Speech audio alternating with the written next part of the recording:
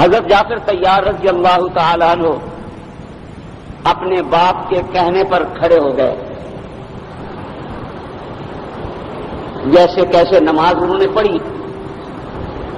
نماز پڑھنے کے بعد کہنے لگے بڑا مزہ آیا, نماز میں بڑا سکون ملا.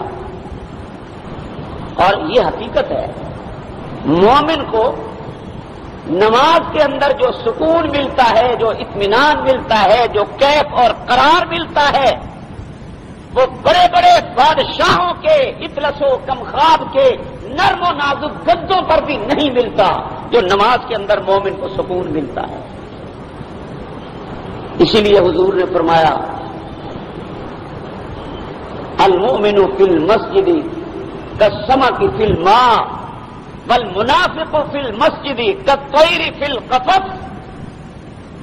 حضور نے فرمایا کہ مومن مسجد میں یوں ہوتا ہے جیسے مچھلی پانی میں ہوتی ہے. مچھلی کو پانی کے بغیر سکون نہیں ملتا, مومن کو مسجد کے بغیر سکون نہیں ملتا. اور فرمایا منافق وہ مسجد میں یوں تڑپتا ہے, یوں پریشان ہوتا ہے جیسے کہ ایک پرندے کو پنجرے میں بند کر دیا جائے اور اس کی خواہش کوشش ہوتی ہے بس کسی طریقے سے دروازہ کھلے اور میں پھر سے اڑ جاؤں. وہ بڑا پریشان ہوتا ہے.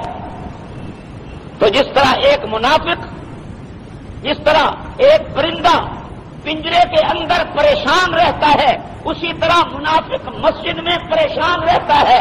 جلدی سے نماز ختم ہو, امام صاحب جلدی سے دعا مانگیں, جان چھوٹے بھاگیں یہاں سے. اور آپ دیکھتے نہیں ہیں کہ جمعے کی نماز فرض کے بعد دعا بھی مشکل سے ہضم ہوتی ہے. گردنے پھلانگتے نکلنے کی, بھاگنے کی کوشش کرتے ہیں. بڑی مشکل تھی, بس اب بھاگو, نکلو کسی طریقے سے, جان چھڑاؤ مسجد سے. حضور نے فرمایا منافق مسجد میں اسی طرح ہوتا ہے جیسے پنجرے کے اندر پرندہ ہوتا ہے. ناراض نہ ہونا, یہ میری بات نہیں, حضور صلی اللہ علیہ وسلم کی بات ہے. رسول اللہ صلی اللہ علیہ وسلم کی بات آپ کے سامنے نقل کر رہا ہوں.